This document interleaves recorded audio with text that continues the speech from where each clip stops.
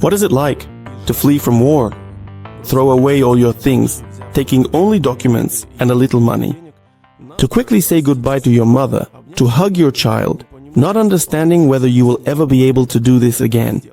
Leave your hometown, knowing that it will continue to be destroyed while your loved ones are hiding in the basement or going into the final battle with a machine gun in their hands. Fortunately, I personally, and I hope you, my viewer, cannot imagine this yet. But during the filming of this episode, I will travel through 5 countries that border the war-torn Ukraine to the west, and where have millions of people already fled, for whom all these horrors are already a reality and they have already happened. This week I lived like a refugee. I slept in the car and on a mattress in the camps. I shared food with the refugees and collected their terrible stories. Someone fled with a newborn. Someone lost all the men in their family to the war. At the same time, I'll share some adventures along the way. Why was Lenin taken down in Hungary? How did I run into a company of NATO soldiers in the woods at the Polish-Ukrainian border? What are people willing to kill each other over at the border? And who threw themselves under the wheels in the Romanian mountains? Let's start with Moldova. This is my homeland. And what the Ukrainians who have come here feel. I showed in the previous 2 videos. To begin with, I would like to point out that I can partially imagine myself in the place of refugees in Moldova during the initial period of the Ukrainian war. It's still possible. To understand this, you need to grasp a few things about our region. First of all, since the very beginning of the conflict, explosions have been happening almost at the Moldovan border. Moldova is surrounded by the burning Ukraine on 3 sides and is divided into 2 parts. One of them is supported by the West, the other by Russia. And there has already been a war between these 2 parts, and not so long ago. Secondly, Moldovans see huge streams of refugees every day. Their sad stories make the people of Moldova think about their own future. And every appearance of military equipment on the streets, which is quite rare for the country, doesn't add to the sense of calm. In the end, the atmosphere in Chisinau in mid-March 2022, to put it mildly, is anxious. Nothing special on the outside. Aside from the abundance of Ukrainian license plates, everything seems to be going smoothly. But in reality, whoa, where are the lines? In all the places where they issue documents at the MFC, there are lines. At the ATMs, and there are queues at the gas stations. It's hard for newcomers to sell hryvnias or rubles, but the Moldovan leu is still holding up. Ukrainians, the refugees, are bringing currency, and here it gets exchanged, so there's no shortage of currency. For this trip, I prepared in a special way myself. I took more things with me and hugged my mom a few extra times. This was advised to me by those refugees who no longer have that opportunity. And there's a little smile because I can't believe I'm saying this. I hope we're all just shocked by this path. Fast forward, it's been a few weeks since that moment. The situation is a bit calmer, but to be honest, it's still not funny and probably won't be anymore. There is only one hope, that neither soldiers of one army nor another, nor fascists, nor occupiers will want to trample this street in the Chisinau suburbs. And no one, because it's hard to even walk here.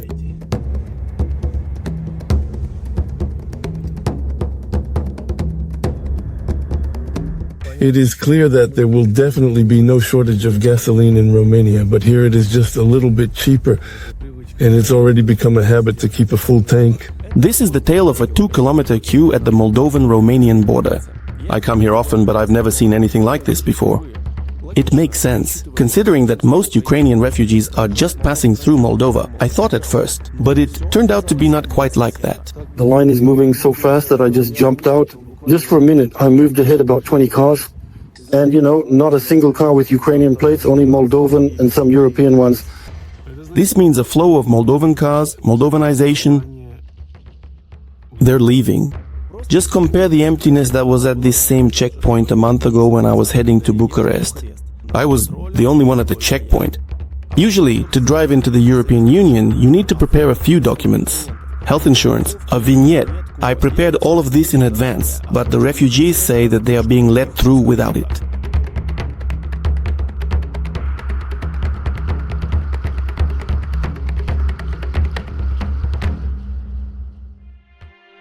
The border guards are trying to work quickly, and as a Moldovan, they hardly ask me anything.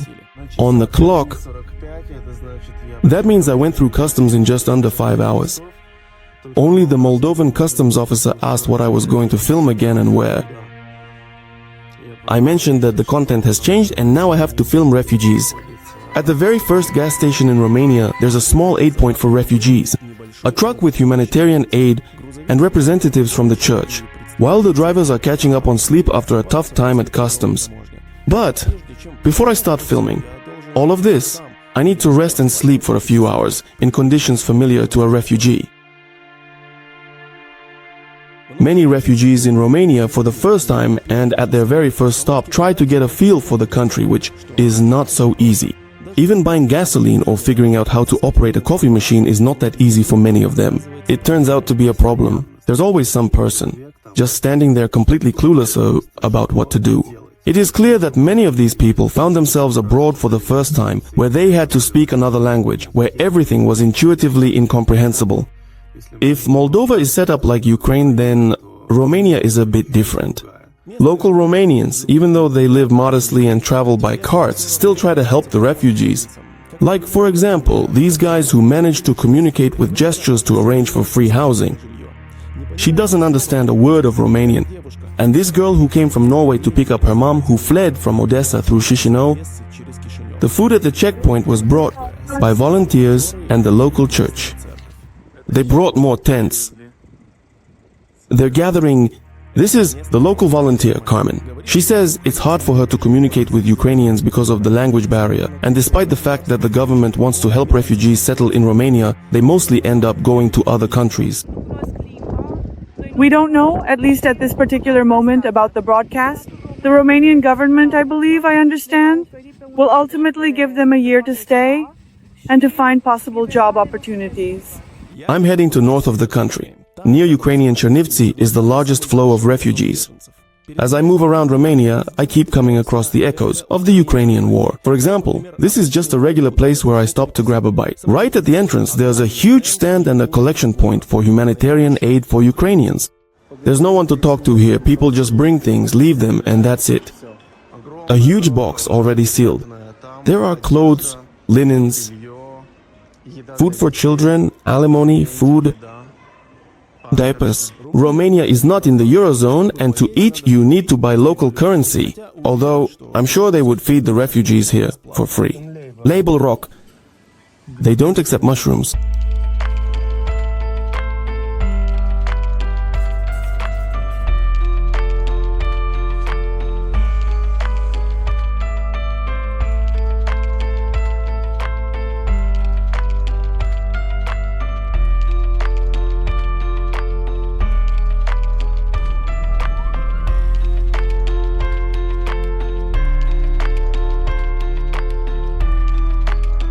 We traveled for a long time, me and the guys from Ukraine, but we decided to refuel at Lukoil. I drove for about 4 hours, then I slept for another 2 hours in the parking lot, and now I'm at the Siret checkpoint. This is the largest crossing point on the Ukrainian-Romanian border. There's a lot of traffic, a lot of police, firefighters and ambulances. Fact report from Despretabra, Sunning Republic of Moldova, television reporter, Tabar Ekor. When you go through the cabin, the speech is like this: deporting your dad, thank you, maybe. It's very busy at the border. Firefighters are bringing people from the checkpoint. Here they are distributed to the camp or onto buses and given a chance to warm up. People stood in the cold for hours. We've been on the road for 28 hours already. We slept for 2 hours, so it's good that they fed us here. We were really freezing. Look, we were standing, there was a 5-kilometer queue, and we went on foot. On foot, it probably took about an hour. After 3 showers, we lined up. It was very cold. We are in Bulgaria. Before reaching the border, women rode in a crowded train under terrible conditions. They started bombing. We didn't understand what was happening. We started to get nervous. Then panic started in Kyiv. It was very difficult to leave because all the bridges were already in heavy traffic. Exits from Kyiv were in very heavy traffic. The train from Kyiv to Lviv was just a nightmare, terrible. We couldn't get in, we couldn't stand. We were just sliding down the wall on one leg. People were lying down, falling, animals, parrots, cats, dogs, and children were screaming. It's terribly stuffy. For these two moms, a common tragedy finally became a reason to meet each other. Unfortunately, they didn't let their son leave Ukraine with them. So I was getting ready to meet everyone. While running around for groceries under shelling, we gathered in the basement and got to know each other. We took my father, who is 83 years old, a child of war. He survived World War II. Unfortunately, we had to leave my son there. Well, we're finally getting out ourselves. Even though there is a carrier here, people are struggling in the new country. This is the carrier. I have a cookie. They just took grandma to someone's apartment. And he says, well, we just crossed the border. I don't understand either Romanian or the subject of geography where we ended up. What is the name of this checkpoint and what should we do next?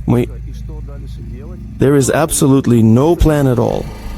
I'm sure she'll be absolutely fine in terms of safety, but it must be really lonely in a foreign land.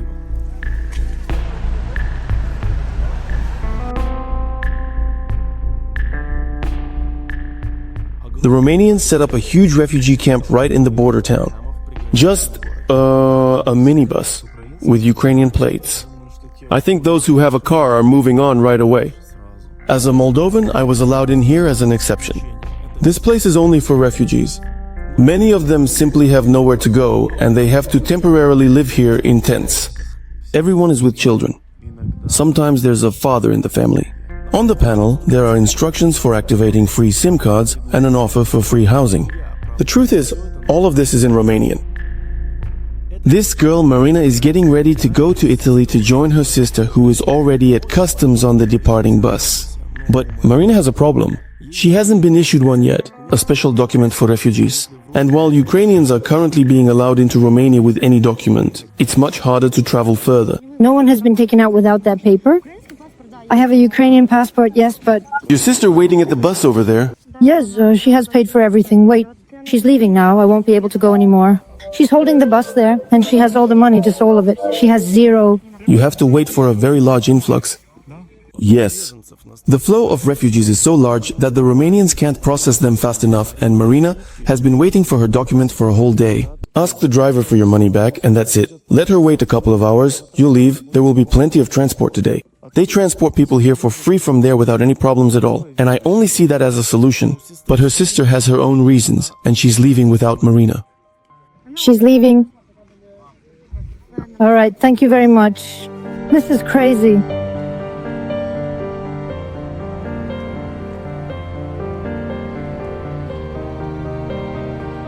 To be continued. This is actually some sort of kind of actually literally.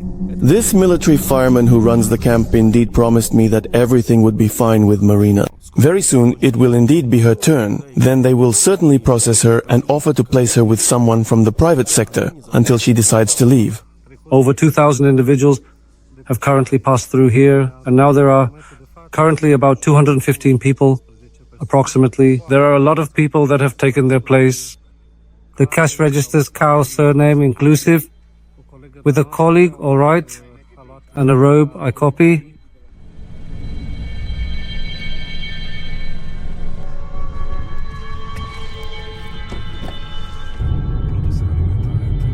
In the neighboring village, it seemed to me that everyone got involved in volunteering. Here, refugees have been sheltered in private homes, a whole restaurant has been allocated for their needs, and people have been placed in all the local churches. Even at the local vulcanization, they are changing the tires to winter ones for refugees who aren't ready for the snow. For free. I'm currently walking through the small village of Kalafindeste, which is 20 kilometers from the Ukrainian border. There are 4 churches here, and each of them has set up a camp for refugees. This is an Orthodox church. The other 3 churches are of other denominations. But this does not prevent them from doing the same thing. These people are evicted from the Baptist church, but remain in Romania because they have nowhere else to go. I ended up in Romania. From Kharkiv completely by accident. We didn't plan this on purpose. It was an accident. Where are you loading now? We're trying to leave Romania. We just want to stay here for a while until things stabilize. The situation there, and to return home, we're going to Bistrita. There's a children's camp there where we can stay longer. Anastasia gave birth the day before the war. I indeed had to flee from Kiev without my husband and with a baby. My husband, he was farsighted, and right on the first day he said, let's pack our things and we're leaving because I was worried about our kids. We spent this week there waiting, watching the news. We saw our city being attacked, bombed. Rockets were flying and houses were destroyed. My husband, I got to aunt, splinter from a rocket. Those who were in Kiev are leaving now. Well, basically everyone has already left from there because they are afraid. Despite all the difficulties on the road, Nastya decided to keep going with the baby. Our friends invited us to Germany and they say, "What are you waiting for?" "Well, go ahead, we are waiting for you. We will help you." So we decided to go. The church is generously helping us kindly reach our destination for free, even to the city we need, although it's on the outskirts of Germany, closer to France. According to the Baptist pastor, 300 people have passed through the church in the last week, and he himself goes to pick them up from the border. It's hard to communicate. Yes, indeed, we have several individuals from Ukraine who are fluent in both Romanian and Ukrainian. On the first day, the wealthy Ukrainians left, and then everyone else started to flee. These were citizens who had financial means. They had a plan about where they were going, but they didn't know who they were going to. They even came to Ukraine. I always say that I can't do more than I can.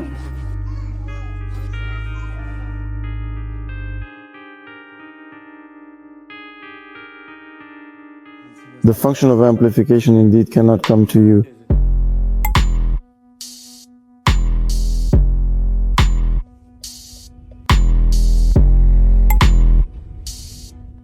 Another church in the same village has been entirely converted into a refugee camp. Approximately 500 people have passed through this camp. Tasia has a very dramatic story. She herself fled from Ukraine with 5 children, while all 7 of her brothers went to the front. Talking about this, she can't hold back her tears and has to pause the filming.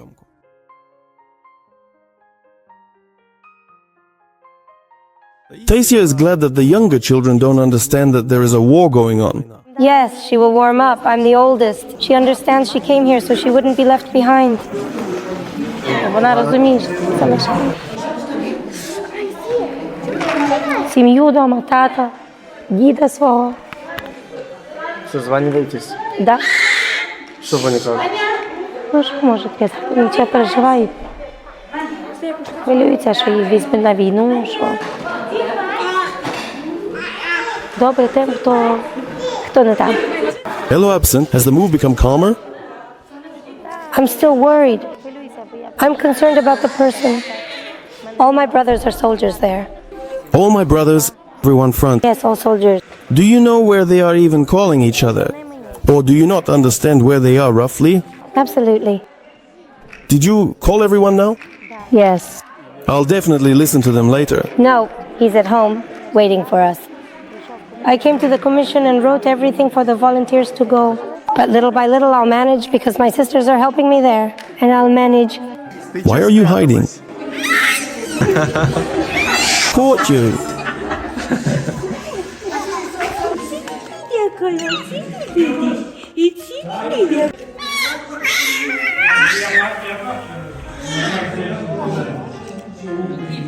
Пішла з дітьми на деякий час сюди, поки пройде ця війна. My plans are to go back to Ukraine and home. I was scared because the sirens were very loud. I was taking the bus to Порубне. А звідтіля вже мене ці браття забрали. Are these your children? Да. 4, how did I count? 5, да. Всі з вами? Да. Сама знімете? Сама. Kharkiv resident Tatiana is cautious about the filming. She doesn't show her face and doesn't immediately believe that I'm from Moldova. You speak Russian so well, indeed. Well, in a way I'm Russian speaking, but new. She worked in the housing and utility sector in Kharkiv, and proudly talks about how her colleagues continue to keep the city clean despite the bombings. We're working with the main water heating network and energy sectors. Everyone is working. На заправку заправляются. Сегодня видел их по городу.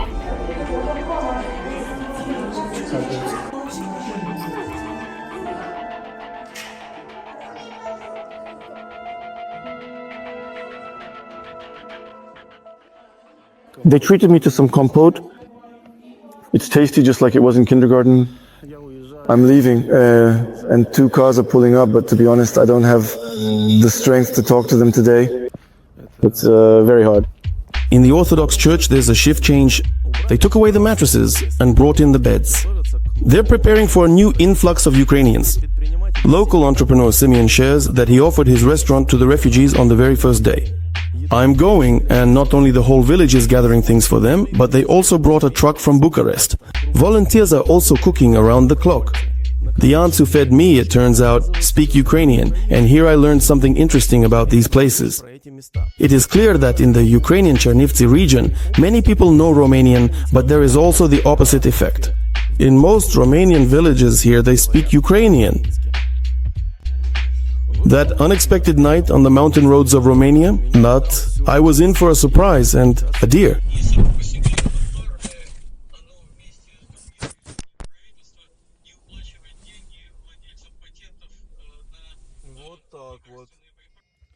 Just like that.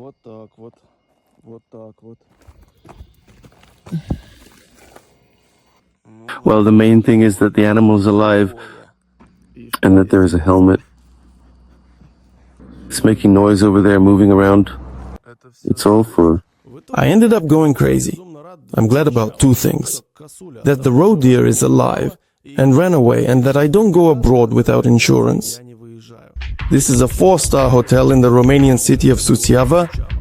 It's simple for me, as the priest told me, by the way, as a place where I could rest along the way, and in fact it turned out that there was a huge refugee center set up here. The hotel, where wealthy people were staying just a few weeks ago, is now completely filled with mattresses and piled up with bags of humanitarian aid. It's hard to figure all this out on my own, and I had to tear a Russian speaker away from her work. Volunteer? Right now there are 200 sleeping places here. On the 24th, when the war started. At first I went to the border as a translator for a TV series there, and then I arrived here on the 25th. Guess how many volunteers are involved here? I wouldn't have guessed. 300 volunteers, yes, but we work in shifts. Who is working on translations? Many are here from Ukraine or from Moldova. But there's no transport or accommodation, just Romanians here. As a parent, it makes me really sad to think that millions of children are forced to leave their homes, where they felt comfortable and safe. As a token of gratitude to those who helped them in a foreign country, they leave behind their sweet drawings. Every 2-3 days we organize something for the kids. Animators come, games, music. We need to distract the kids somehow. The kids wrote to us about Romania and Ukraine. Well, look, we have sleeping places here. Everyone who comes in here registers. Then they are given a bracelet with a bed number, so you know which ones are available and which ones are occupied. There, people have breakfast, lunch, and dinner. There we have humanitarian aid, clothing. Everything is free. People come in here, translators, they are greeted and immediately sent for registration. We have volunteers there who handle the registration. Here we also have humanitarian aid, but this is more for children and mothers. At home, there's coffee and tea in unlimited amounts. Mom, if she comes, they need hot water for the formula. There's a medical station for the dogs. They prepare hot food there. There are psychologists. They are always here, even among the volunteers. They treated me like family here. They provided a table, a socket, and internet. They brought coffee. And as soon as a mattress became available, they offered me a place to spend the night. I agreed, but I had to work for my sleeping place. The flow of people is so large that the volunteers can't keep up with entering them into the database. And their main problem is reading our documents in Cyrillic. That's where I came in handy. Fusik, Mikhail, right? My mattress was the last. I passed out immediately right away and only woke up when a huge guy started snoring in my ear.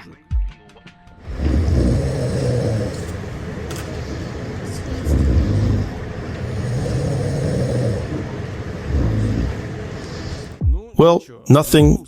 In any case, sleep is a luxury right now and it's time to get up and move on. What everyone has gotten used to over the past week is sleeping for just a few hours.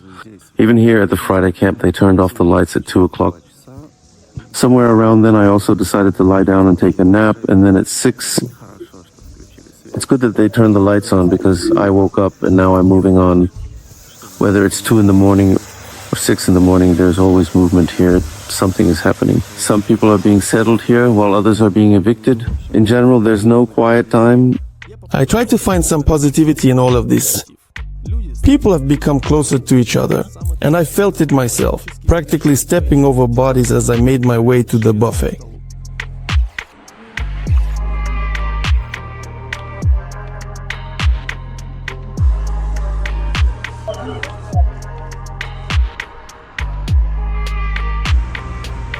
Someone even left in an electric car.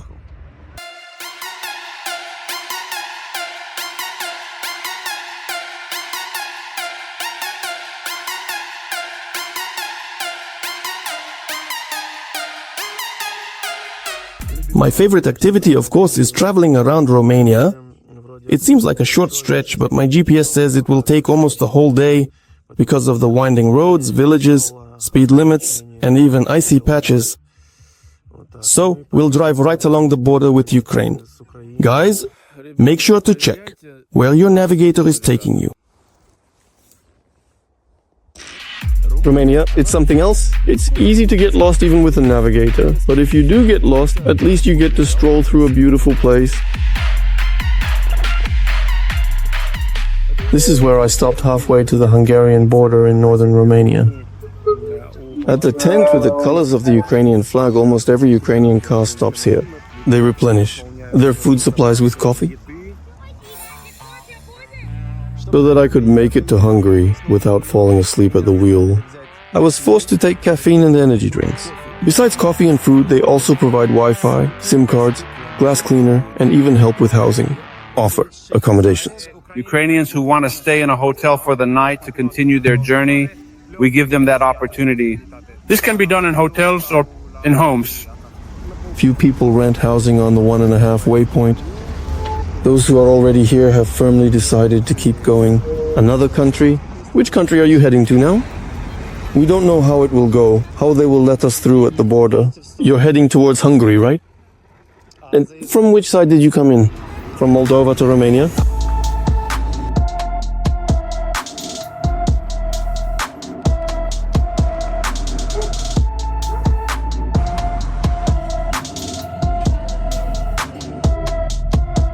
It's 4:30 in the evening, and it turns out I've been driving through Romania all day.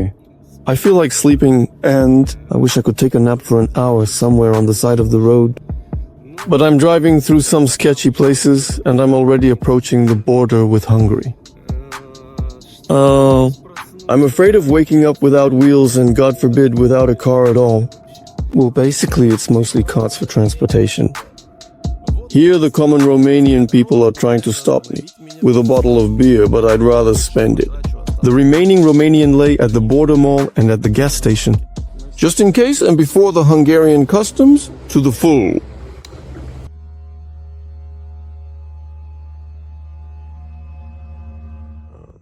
At the junction of 3 countries, Ukraine, Romania, Hungary, the war and the increased flow of foreigners at the Romanian-Hungarian border gives local teenagers a chance to make some money. This hungry kid has been following my car for 5 minutes now, and every time I stop, he gets down on his knees, putting his hands together in prayer. Well, how can you refuse here? I gave him some food and some change. I'll give the kid some foreign currency, but not the local one. Auzi, am, dar nu românești. Tu poți să schimbi? Da. Da? Ține. Mulțumim. Moldovenești și ucraineni. Ok? Dar nu are. Vrei? Gustos. Să aveți noroc. Noroc. He walked away quite a bit, but it's actually not that far. Of course, after that, his friends wouldn't leave me alone, and I stood there for a really long time. Despite the fact that there's an ambulance on duty at the checkpoint and volunteers are distributing food, people are losing their nerves. So much so that the discontent turns into a full-blown protest rally. This is like a strike. It's very tense in the queue, and conflicts keep flaring up between people. Да вы что? Кто нас отрезал? 3 машины. Нет, ну хорошо, мы ждем там. Да что вы не... Ты жестко человек, я с детьми стою уже 2 часа. Что зачем? Я ждем вас. Хороним там, ждем. To get ahead of myself, I'll say that Grandpa is doing fine, but Deep into the night, the line slowed down even more. Yeah, in this line, the person right next to me is sleeping.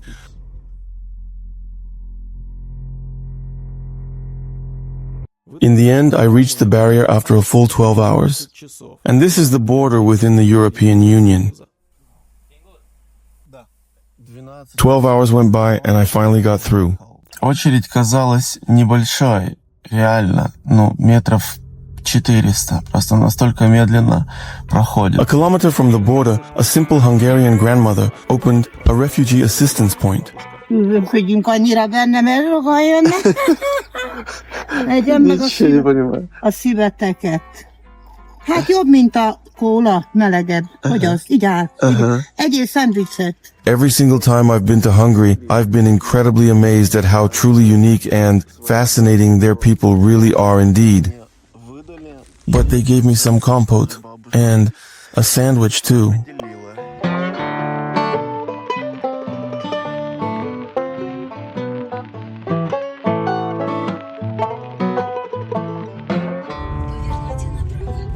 I got more tired that night than ever, even though I barely made any progress. I'm so zoned out while driving that it's almost impossible to keep going. And at the gas station next to me, there are Ukrainians in the same state. In such a situation, there is no time for clean windows, of course. But for safety, it's better to wash them. Whether I like it or not, on the road, I'm experiencing pretty much the same hardships as the refugees. Like many of them, I've been on the road for 3 days, and just now at the gas station, I finally got to clean my lips, and it feels so good for the first time in 3 days. I had the opportunity to visit a camp for refugees in Romania, but somehow I didn't dare to stand in line. Refugees mainly travel to Hungary by train and through car checkpoints. The border crossing into Ukraine turned out to be the least crowded. Throughout my entire trip, at the exit from Hungary, there were several buses with Ukrainian license plates and a few unfriendly border guards. They asked me not to film anything over there.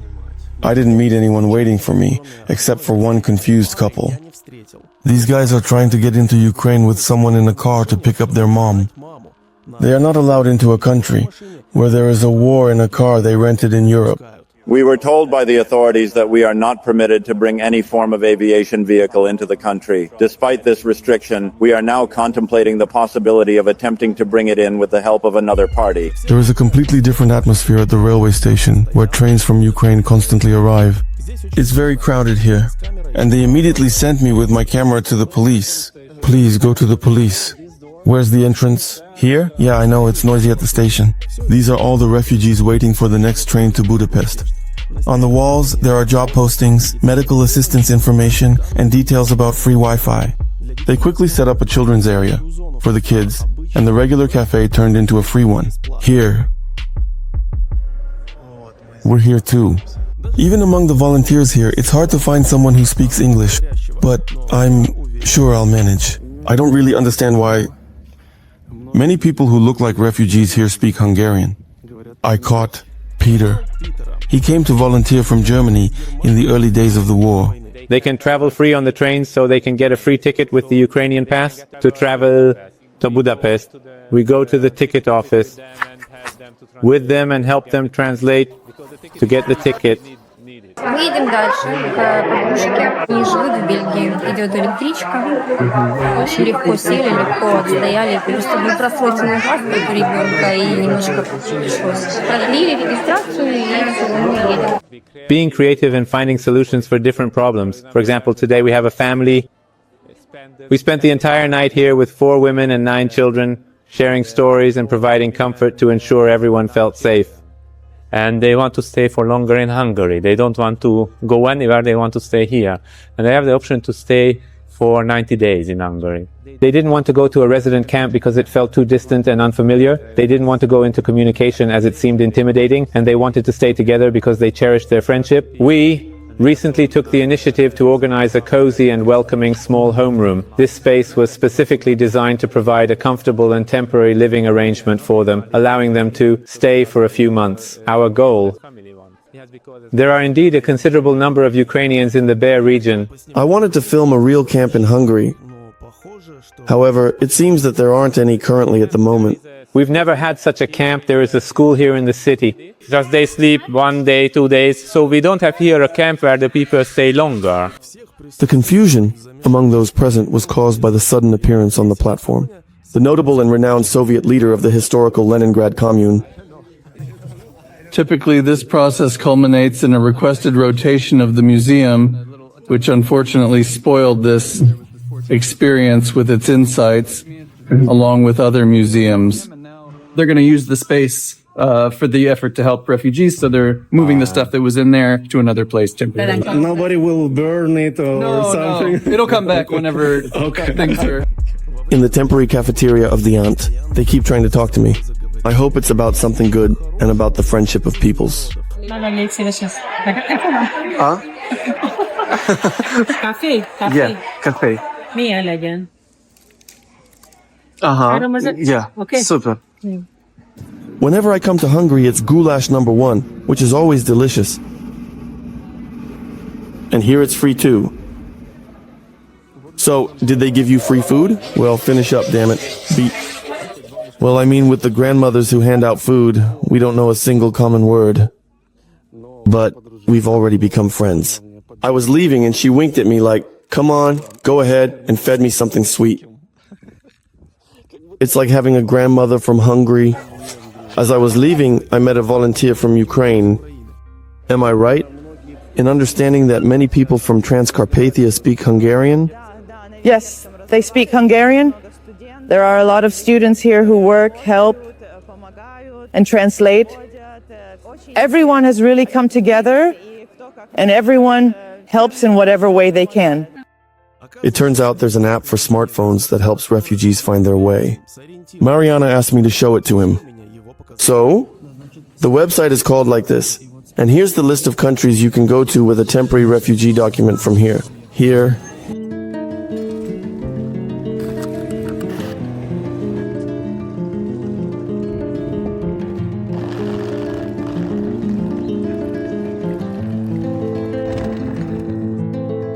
Есть символика и шахтера. Пацаны, куда едете?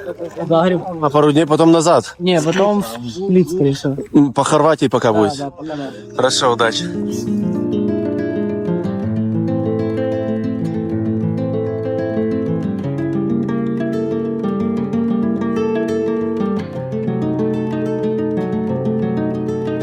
I'm continuing to drive along the border with Ukraine. There are no highways here, and the road keeps throwing new surprises at me.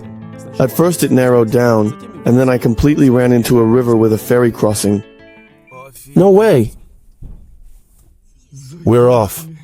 I didn't even have time to see what river it was. But I don't know any other rivers here besides the Tisa. I understood that there might be questions about payment, since it's unlikely. There are terminals in this remote area and local currencies. I didn't buy it. In the end, they just let me off the ferry like that. The guard didn't stop me until I saw €5. That was enough. Try to give him something. Yeah? Okay? Thank you. Обошлись 5 евро. Окей? Там нормально?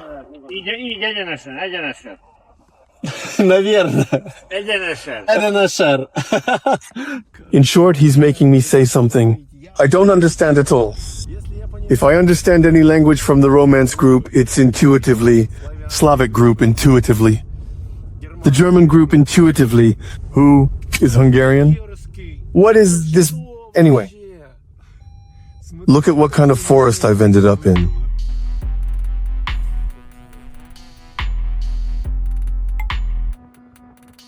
I'm currently showing you exactly what the border between Hungary and Slovakia looks like. 2 signs and the road surface has improved a bit. That's it. So let's figure this out. Come on, Slovenia sign. On the front there is a sign for Hungary, and a plow is right between these 2 signs. Your guesses on whose territory the plow is on, drop them in the comments below. A little humor won't hurt us all, and the Slovak language always comes to the rescue in this regard. Finishing Saturday 12.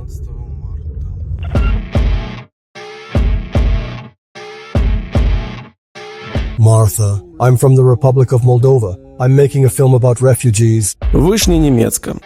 Refugees from Ukraine are arriving here in very large numbers. So much so that there aren't enough tents for everyone. They are chopping firewood outside for cooking and bonfires. Inside the tents, they are heating with gas. It's really freezing. Transportation is tough and people are ready to go anywhere deep into the country. Volunteers constantly bombard Andrei with questions, but he is patient. He explains to everyone that there aren't enough buses for such a crowd. You wait.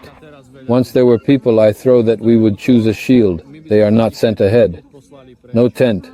Just a second, Alina. Even Norina in the bases can Monty good twi Poland Czech Republis. Even Hungary or Germany, people are reading, waiting, calling their friends or family, and they are waiting for a vacation, such as a much-needed and well-deserved break from their daily routines and responsibilities. We will give a free SIM card to anyone who has a Ukrainian passport. There is so much humanitarian aid at the checkpoint that the rows resemble a flea market. Everything here is free, and the first thing people grab are winter clothes. As more refugees arrive, they are setting up new tents. They assist animals. Another army tent. A ban on the wreath, apparently at the entrance.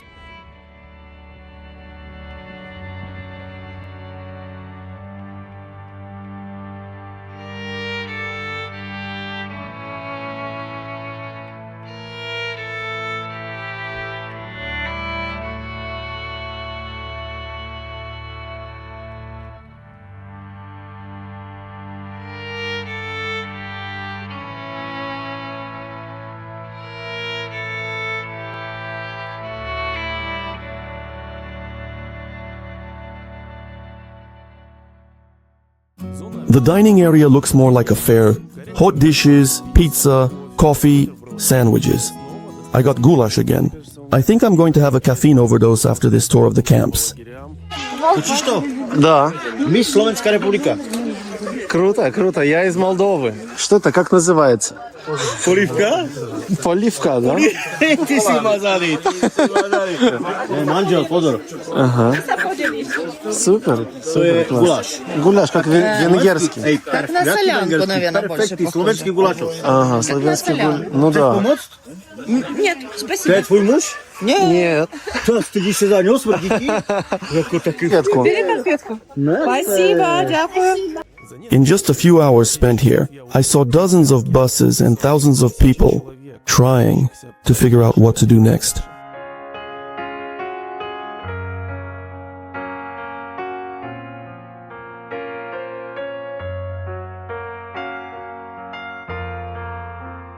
While leaving for Poland, I was stopped. Sergei asked for a ride.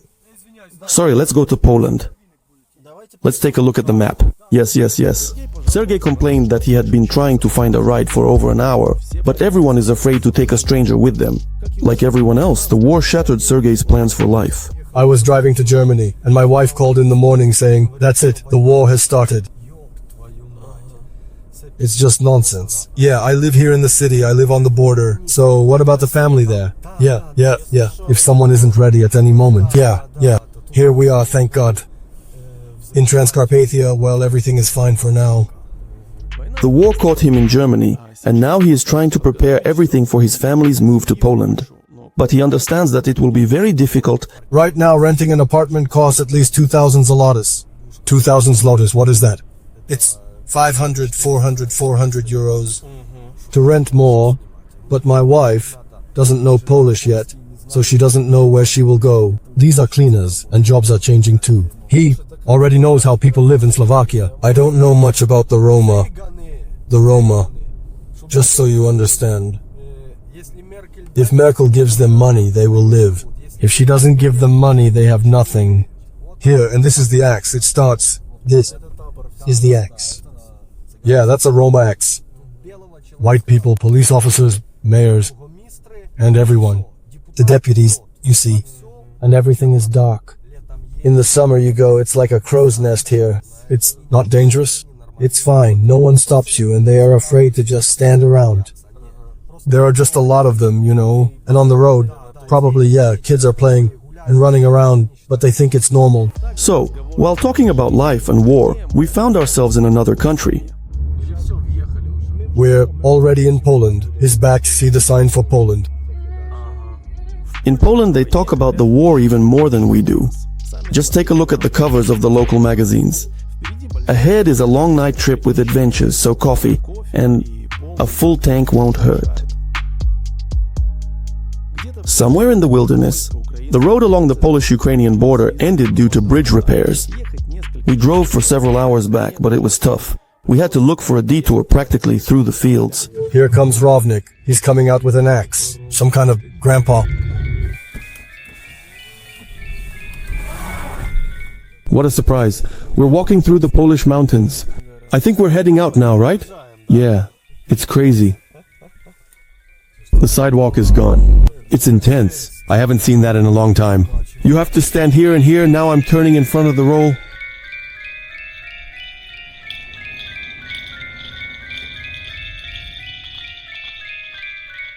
At the checkpoint, they don't let just anyone through, and that's where Serioja used his negotiation skills and knowledge of Polish to get us through.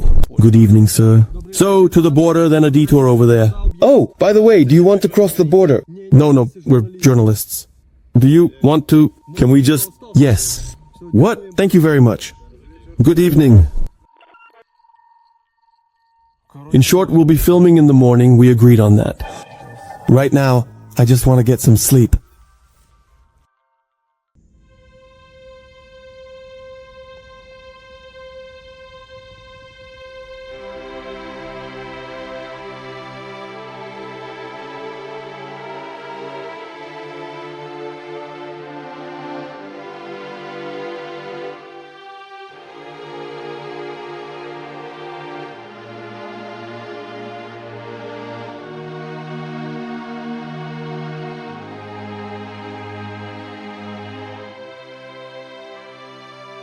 I arrived at the Medyka checkpoint, which is the border between Ukraine and Poland, about 90 kilometers. Beyond this fence is Lviv, the largest city in western Ukraine, where refugees from all over Ukraine are currently gathering. And then they come here. Here, I saw the most intense situation of the whole trip. Mountains of trash, crowds of people, and a clear shortage of volunteers. Humanitarian aid and clothes are just lying on the side of the road in bags, and people are simply sleeping by the fire, huddled up from the cold, because there aren't enough heated tents for everyone. Just so you understand, it's -2 degrees outside and I'm freezing in the car with the heater on. All night, despite it being 6 in the morning, there's a lot of hustle and bustle here. I had coffee with the police to try to wake myself up a bit and cleaned up the car. But as for cleanliness here, apparently I think it's just me. It's not dirty, for no reason. Foreign TV channels have come here to film the refugees. This African-American reporter is filming a story about the absence of discrimination and Nazism in Ukraine. Can you share any experiences or instances of discrimination or racism that you might have encountered in this part of the world? I may personally know. All of this against the backdrop of a river of refugees. Some people even travel with a television. The guy isn't a refugee, he's walking around helping people carry their bags. If someone needs help with a wheelchair, a red person comes over and leads them. In just 5 minutes, I counted 63 people. If we imagine that the flow is steady, then in a day it amounts to 18,000 people. Of course, these numbers are far from reality. I was just curious to imagine the approximate volume in my head. It's also interesting to understand the geography of the refugees. It turns out there are representatives from all over Ukraine here. Vysne-Nemecke region. Vysne-Nemecke. Where are you going? To Warsaw. No, we won't be waiting long. Not long. About an hour. I'm going to the city of Keltsov. I'm from the city of Vysne-Nemecke. Wait overnight. A long time. I have relatives here. They're coming to pick me up. I'm from the city of Kremenchuk, heading to Poland to see my brother. Well, we're running away from the war, you could say, to save the children. Just a little bit. If all this ends, we hope it will stop soon. We will revive our land, return, and rebuild everything. Actually, it was probably 16 hours, but it was really hard because there were a lot of people in the compartment and small children. I tried to sleep at night, but the bags under my eyes just wouldn't let me, so I didn't sleep at all last night. I was holding the child in my arms as there was no space. It was needed to... And this is the only person for an hour who is trying, on the contrary, to get into Ukraine and doesn't understand how... To Ukraine? To Dnipropetrovsk. We're planning to go to the Czech Republic. We will return, things will improve, everything will be fine. Our words stand with Ukraine, everything will be good for us. My husband is currently engaged in combat operations, is participating. By the way, it's the second time. The first time was in 2014 in Donbass. We've been called up again. I'm going. He came from Estonia. He was working abroad. He came to defend his country. Get in touch with him now. How is his mood? The mood is combat ready. Everything will be fine. Everything is right. Everything will be fine. When you passed this fence, did you feel something or not? It's become a bit calmer. What did you feel? We felt that our son was left at home, that all our relatives are at home. We felt a sense of longing. To be honest, well, there's not much joy in leaving when all our loved ones are under fire. There.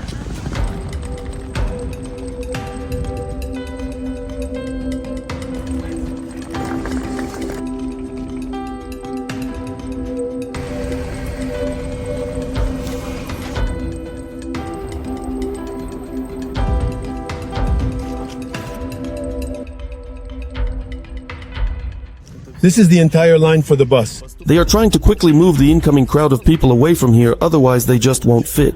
But who is having a hard time? They can grab a bite to eat, rest, or exchange hryvnias. By the way, the exchange rate is very low. The tents are overcrowded and nerves are fraying. First of all, it's the children.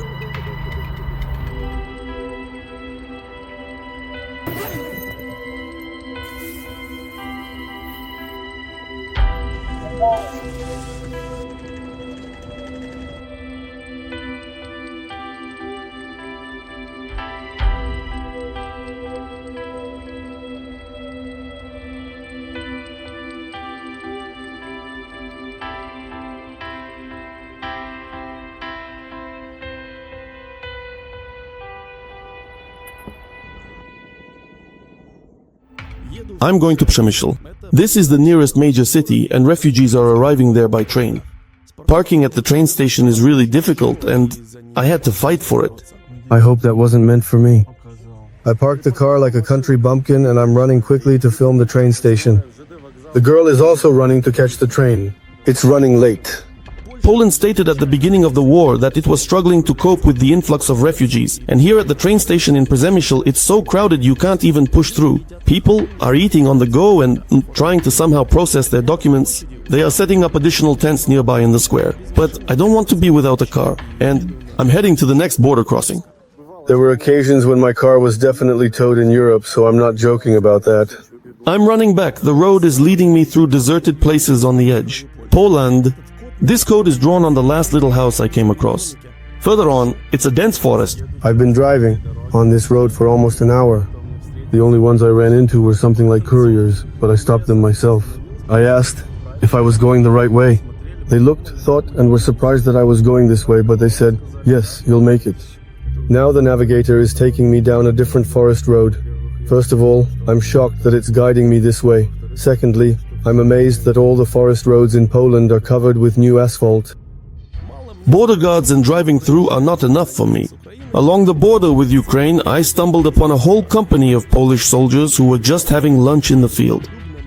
And they kindly explained to me that I shouldn't go any further, it's a detour. Okay, you know, the fence from Ukraine. Yes, right. So, you think it's almost handed over there? Detour. So, to explain, that is to guide on the Finns, right? We'll show you. In any case, when you get back to the main road.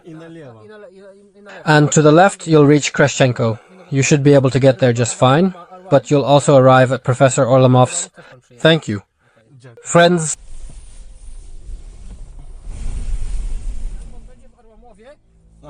Please, head to Kroschenko.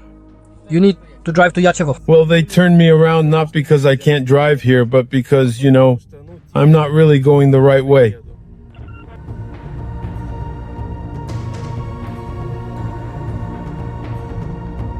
Wjeżdżasz tam na Ukrainę, czy tu zostajesz? Tutaj. Co będziesz robił? The sound of a child crying is something that has accompanied me throughout the trip. This is me at the Kroschenko checkpoint in the Carpathians. Usually, there's no one here, but right now, the line at customs is up to a day long. Lyudmila knew it would be hard, but when she found out that a nuclear power plant was on fire near her home, she ran out of the house with her child and never came back. Едем в Краковец, едем с Днепра с семьей. Мы добираемся уже 5 дней, но фактически сутки мы стояли на таможне, и до этого 4 дня ехали. Потому что очень много машин и двигаются очень медленно. Ночью пришло сообщение, что загорелась атомная станция, и мы собирались в течение 30 минут. То есть я рисковать не стала, я не понимала, затушат, не затушат, что там горит. Это в Энергодаре. А мы же недалеко находимся, Днепр. Поэтому у меня сын подросток, 16 лет, и его здоровьем я рисковать не хотела, я не понимала, это будет второй Чернобыль или все-таки затушат. Дорога из Днепра как, спокойно прошла? Нет, пробки страшные, людей очень много. На заправках еды нет, туалетов нет. Пробки были из Днепра тоже из-за Энергодара? Да. Нашла в Польше места, где можно переждать какое-то время. Так, вы будете жить при монастыре где-то? Да. Там кельи, сказали, какие-то минимальные удобства.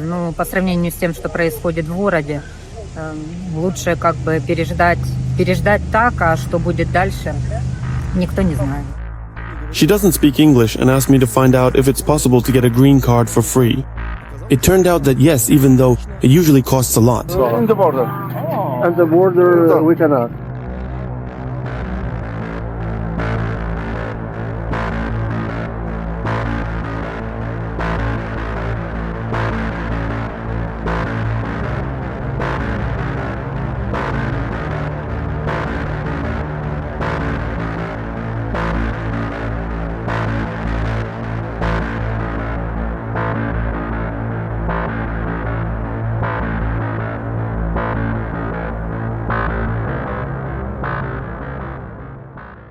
It's nothing special, but it might be interesting to someone. How I've been living in the car I've been living in it for 4 days, and I'll be living here for another 2 days.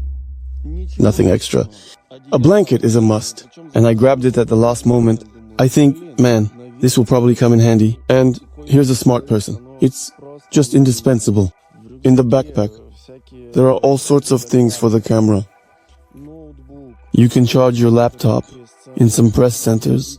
Unfortunately, my car charger hasn't arrived yet, the 221. I hope everything will still be flying around and it will eventually get to me, unfortunately. Here I threw out the trash, but usually I have some food and water on this mat. And today it's just trash. In that little bag there's a toothbrush and toothpaste. You can stop at a gas station to brush your teeth, and I've got a million different chargers for all my gadgets. You can even charge your watch in the car. Here I have a dash cam that helps me sometimes, and there's a holder for my phone or navigator. Here's the electric hub. The napkins in the glove compartment come in handy when you can't wash up. And a bunch of different documents. On the way back I drove non-stop, killed by the road and what I've seen. I was only ready to check with someone at the Moldovan customs, so I took a fellow traveler. It turned out to be a sailor from Odessa who was heading to Chisinau to see his wife. The war caught him in Mexico, and for all these 3 weeks he was making his way to Moldova. Damn it, with this card, we also can't withdraw dollars. They only convert to hryvnias. So, with this card you can pretty much pay everywhere. Well, we've actually lived in Odessa for a long time. I was flying from Kotovsk. Kotovsk, well, it's nearby. Yeah. So the rocket landed somewhere over there. Are you in Chisinau right now? Yeah. And you want to take her somewhere in Europe? To Turkey, I think it's warm there right now. I doubt she'll head to Turkey. Yeah, you see both yours and ours are driving by. Well, I won't wait. Good luck to you. All right, take care, thank you. Bye-bye.